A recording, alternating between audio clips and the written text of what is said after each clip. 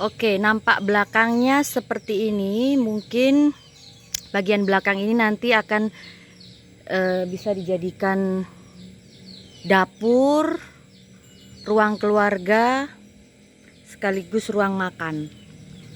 Karena kalau untuk menambah lebar sudah tidak bisa, karena ini sudah mentok ke rumahnya neneknya Pita, dan sebelah sana sudah tanahnya orang. Jadi pondasi yang ada kan 7,2, lebarnya 5,2. Jadi untuk kenyamanannya otomatis menambah ke belakang. Rumah yang ada sekarang itu hanya bisa dipakai untuk ruang tamu dengan kamar utama dan kamar tamu. Jadi tinggal bermain di belakang, yang memang harus membangun total dari belakang sini. Harus pondasi. Kalau yang di depan kan tinggal melanjutkan, tinggal menambah tinggi.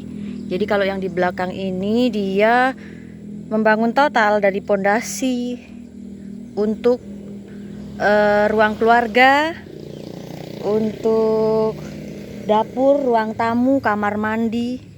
Kamar mandinya kan ada di sini. Tunggu. Nah, jadi tanahnya kan sampai masih di belakang sini. Jadi seperti ini.